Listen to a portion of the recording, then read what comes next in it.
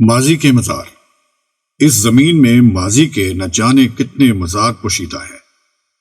قومیں جن کا ایک فرد بھی اب صفحہ ہستی پر موجود نہیں ہے، زبانیں جن کا کوئی بولنے والا اب زندہ نہیں ہے، عقائد جن کا ایک پیرو بھی ابھی کہیں نظر نہیں آتا، پر رونق شہر، عظیم معبد اور عالیشان محل جن کے نشان بھی اب باقی نہیں، لیکن ماضی کبھی نہیں مرتا۔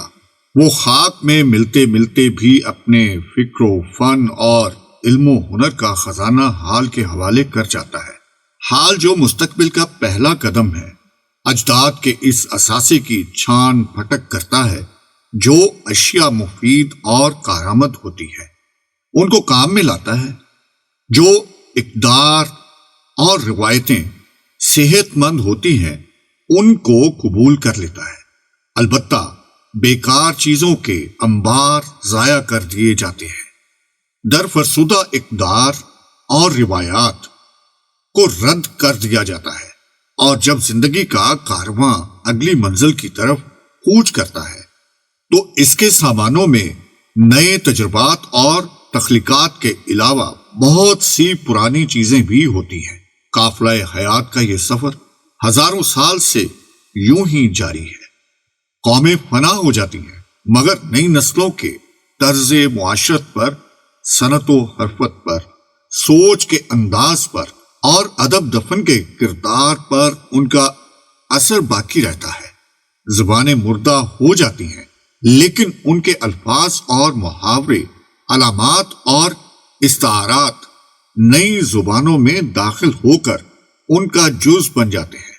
پرانے عقائد کی خدائی ختم ہو جاتی ہے، لیکن نئے مذہب کی ہر آستین میں اور امامہ و دستار کے ہر پیچ میں پرانے بت پوشیدہ رہ جاتے ہیں۔ تہذیبیں مٹ جاتی ہیں، لیکن ان کے نقش و نگار سے نئی تہذیب کے ایوان جگمگاتے رہتے ہیں۔ 5000 برس گزرے، ایسی ہی ایک تہذیب دجلہ و فرات کی وادی میں ابھری اور دیکھتے ہی دیکھتے پورے مشرق قریب میں پھیل گئی۔ بنی نوع انسان کی دراصل پہلی منظم تہذیب تھی۔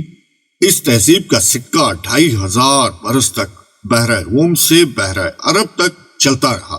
تب فارس کے آتش کدہ میں معبدین زرتشت کے زمزمے بلند ہوئے، اور ہخامنشی فرما رواؤں نے بابل و نینوا کے ملبوں پر ایرانی تہذیب کی عمارتیں کھڑی کی۔ دجلہ و فرات کا تہذیبی دھارا ایرانی تہذیب میں مل گیا، اور دوآبے کا مذہب باقی رہا نہ زباں، لیکن وہاں کے باشندوں نے بنی نوع انسان کو پہلی بار علوم و فنون سے روشناس کر کے دنیا پر جو احسان کیا ہے ہم اسے فراموش نہیں کر سکتے۔ دنیا کے سب سے پرانے گاؤں اسی دوآبے میں ملے ہیں۔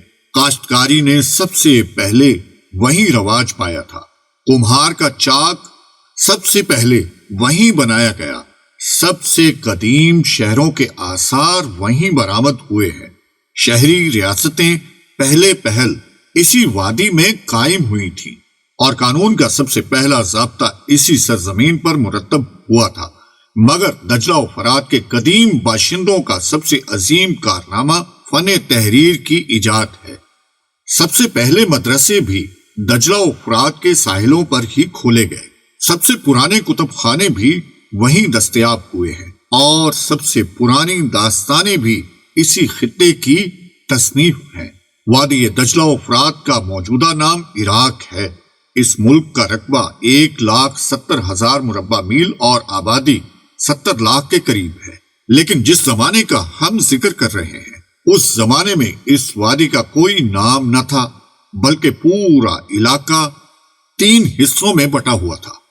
شمالی حصہ موجودہ موصل کا علاقہ، جس میں انسانی آبادی کے سب سے قدیم آثار ملے ہیں، شور کہلاتا تھا۔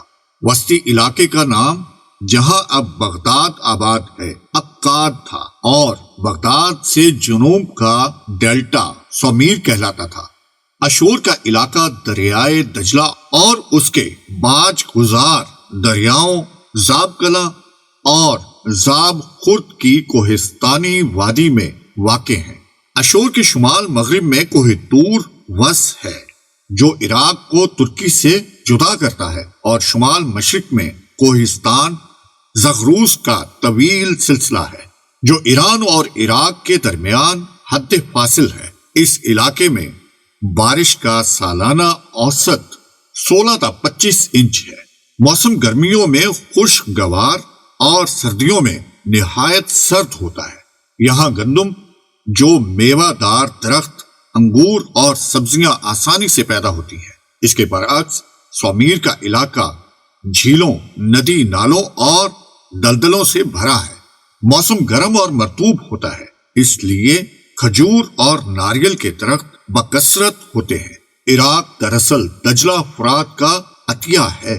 وہاں کے باشندوں کی زندگی کا انحصار انہی دریاؤں پر ہے۔ اگر یہ دریا خشک ہو جائیں تو عراق ویران ریگستان ہو جائے۔ دریائے فرات شمال میں کوہی ارارات سے نکلتا ہے۔ یہ وہی پہاڑ ہے جس پر روایت کے مطابق سیلاب کے بعد حضرت نوح کی کشتی جا کر ٹھہری تھی، اور ملک شام میں سے گزرتا ہوا شمال مشرق کی سمت سے عراق میں داخل ہوتا ہے، اور میدان میں کئی سو میل کا سفر طے کر کے بالآخر خلیج فارس میں سمندر سے جا ملتا ہے۔ دریائے فرات کی لمبائی 780 میل ہے۔ دریائے دجلہ جس کی لمبائی 1150 میل ہے، جھیل وان کے جنوب سے نکلتا ہے، اور راستے میں دریائے زاب کلاں، زاب خرد اور دریائے دیالہ کو اپنی آغوش میں لیتا ہوا بصرے سے 60 میل شمال میں کرنا کے مقام پر دریائے فرات میں شامل ہو جاتا ہے۔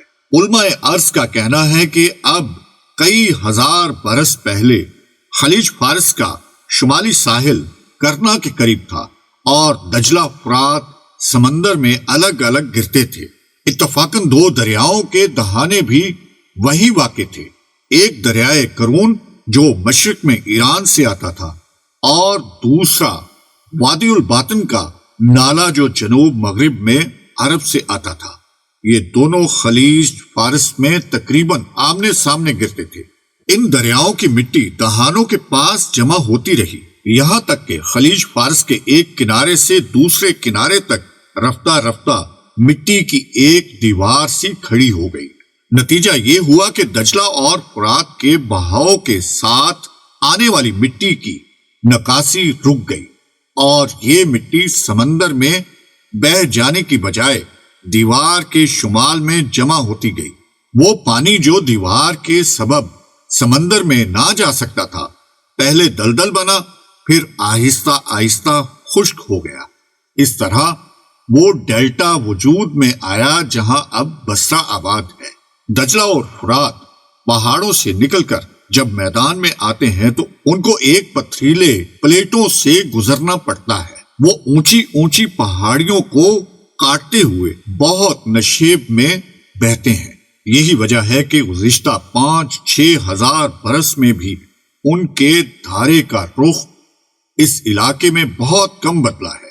چنانچہ اس علاقے میں پرانے شہر دریاؤں کے کناروں پر بدستور موجود ہیں، مثلا ماری، ہریری اور جربلوس، دریا فرات، پراؤ نینوا اور اشور، قلعہ الشرغات۔